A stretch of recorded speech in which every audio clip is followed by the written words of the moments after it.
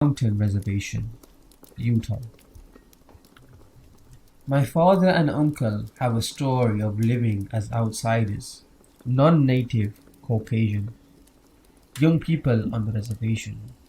Their tale of experiencing a skinwalker. My grandma taught school on the reservation and they lived well off compared to the natives living there. From what I know, there's a lot of law surrounding the Navajo Nation.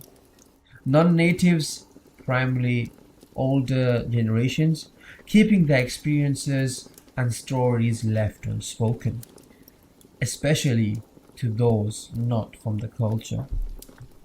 Forgive me if I'm mistaken in any of this. The culture, ideology, practices, or any other part. I'm just trying to tell the story my family has only spoken to me in whispers about. My grandmother, father, and uncle lived there for a few years, and their experience was much different than the Navajo people who have lived there for generations upon generations. I just want to tell their story and get insight as to anyone else who has lived in that community and any other stories some people might be willing to share. My father and uncle are about 2 years apart in age. They lived in Navajo Mountain in the 1980s. My dad was 10 to 12 and my uncle was younger. As it goes, they were always outside, riding bikes with their friends, natives of the reservation. My grandma was recovering from an abusive relationship with their father and wasn't too concerned with their whereabouts, being it was a small community. There wasn't much trouble around, nor would they know what real trouble was at that age. Trouble wasn't the issue to young white boys on a reservation then. Pure terror was. It was a typical night without any parental supervision. The night was colder than usual and the night sky was blacker than you could imagine. In such a desolate place, the stars in the sky would light the night. This night was as if the earth had moved to a different dimension, an abyss. The boys raced each other, as they did every night, until they were compelled to force their brakes in unison. They simultaneously looked up. Each boy's face melted from carefree, innocent, and adolescent to unadulterated horror. The boys stood motionless, grasping their bikes with every nerve, muscle, and strength in their body on the dirt road. To the right of them was a mesa, one they rode by every day. The mesa that paralleled from my family's home, the mesa that they could see through my father and uncle's bedroom every night. The mesa would become fear and nightmares to them from this night forward. At the top of the mesa was a roaring fire, taller than any bonfire that someone could assemble, bigger than a group of people could assemble. It raged and was unbelievable. It was almost as tall as the mesa itself. More unbelievable was a pitch black figure seen cavorting around the bonfire. The native boys, with my father and uncle, informed them that this was not a typical Navajo dancer or ritual. Pits began to form in their stomachs. Friends of my father and uncle turned back around without a word and bolted back to their homes.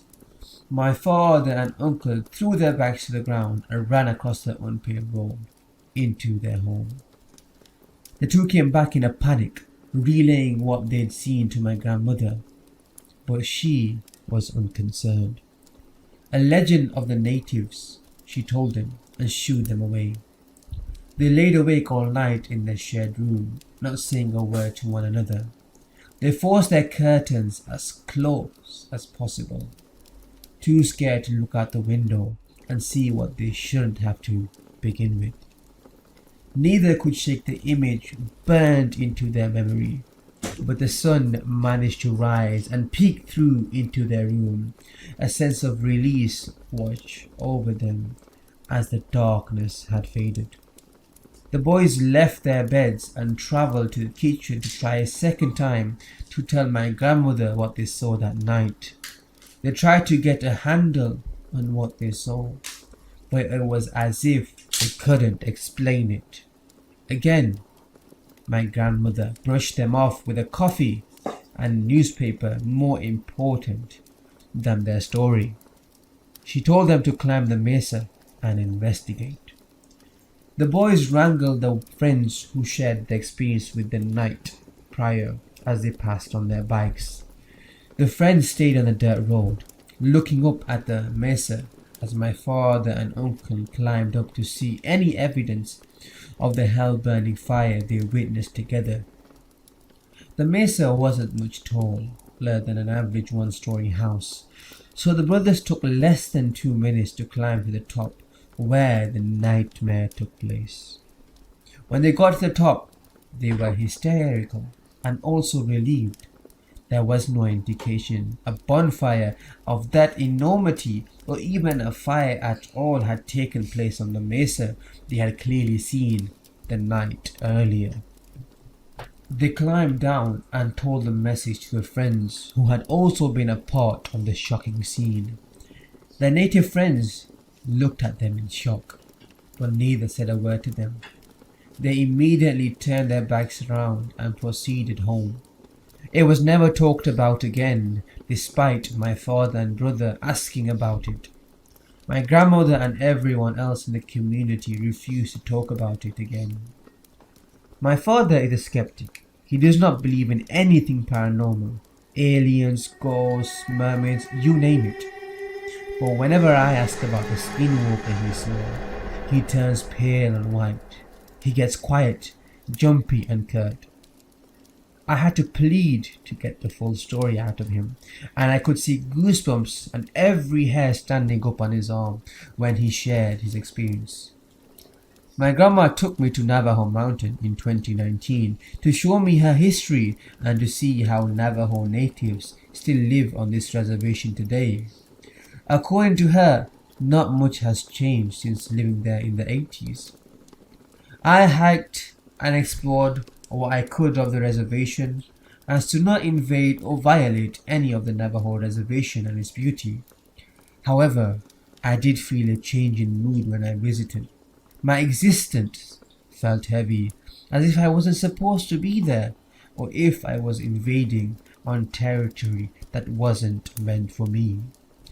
Not caused by any of the community there, but just by my presence being on the land.